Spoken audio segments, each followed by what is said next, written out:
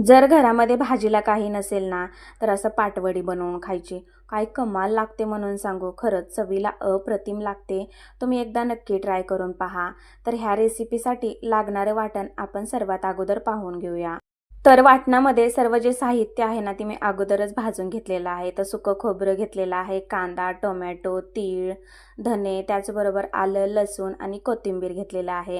हे सर्व जे साहित्य आहे ना, ते मिक्सरला लावून वाटून घेतलेलं आहे. यानंतर गॅसवरती कढई ठेवलेली आहे फोडणीसाठी आणि त्यामध्ये 2 ते 3 चमचे तेल टाकलेलं आहे. तेलामध्ये जिरे आणि मोहरी टाकून घेतलेली आहे. ती सुद्धा छान अशी फुलली गेली, की यामध्ये आपण जे वाटण बनवून घेतलेलं आहे ना, ते वाटण सोडायचं आहे आणि अगदी हे वाटण तेल सुटेपर्यंत परतून घ्यायचं आहे. खरी चव तर ह्या रस्स्याला ह्या वाटणामुळेच येते. मस्त लागते. चिकनचा रस्सासुद्धा ह्यापुढे फिका पडेल अशी चव लागते ह्या पाटवडीच्या रस्स्याची. तुम्ही एकदा नक्की ट्राय करून पहा. तर मंडळी, ह्यामध्ये राहिलेलं जे वाटण आहे ना, त्यामधलं थोडंफार पाणी यामध्ये ॲड केलेलं आहे आणि परत एकदा 1-2 मिनिटभर हा जो मसाला आहे तो परतून घेऊया. आणि बघू शकता मस्त मसाला जो आहे तो परतला गेलेला आहे. छान असं वाटणाला तेल सुटलेलं आहे. तर आता टाकूया बेसिक मसाले, जसे की हळद पावडर, धने पावडर आणि घरगुती मसाल्याचा 2 चम्मचचा वापर इथे मी केलेला आहे.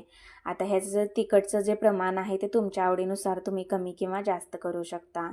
तर सर्व जे मसाले आहेत ना, ते वाटणामध्ये एकत्रित करून घेऊया, एकजीव करून घेऊया. तर यामध्ये आता आपण गरम पाण्याचा वापर करणार आहोत. तर रस्स्यासाठी फक्त आणि फक्त गरम पाणीच वापरा, कारण जे रस्स्याला आहे ना, ते खूप छान अशी तर्री येते आणि मस्त रस्सा जो आहे तो छान असा बनला जातो. यासाठी इथे मी गरम पाण्याचाच वापर करते. तर जेवढा रस्सा तुम्हाला हवा असेल तेवढा रस्सा तुम्ही बनवू शकता.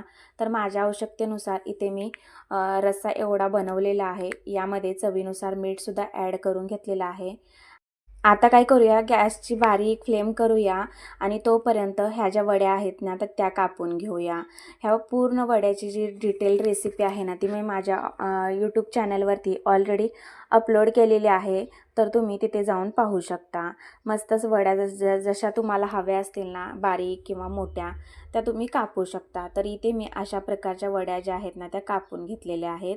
आता इकडे रस्स्याला उकळीसुद्धा फुटायला लागलेली आहे. तर ह्या एक-एक करून वड्या ज्या आहेत ना, ते मी पूर्ण रस्स्यामध्ये सोडून देते. वड्या रस्स्यामध्ये टाकल्यानंतर मंडळी खूप काहीसं शिजवून घ्यायचं नाही. अगदी 2 ते 3 मिनिटे पुरेसे आहे हे शिजण्यासाठी. आणि मस्त जो रस्सा आहे तो छान असा बनला गेलेला आहे. मस्त असा घमघमा सुटलेला आहे. सुगंध खूप छान येतोय. सर्वात शेवटी यावरती टाकलेली आहे बारीक चिरून कोथिंबीर आणि झाली ना मंडळी पाटवडी आणि पाटवडीचा रस्सा तयार. कशी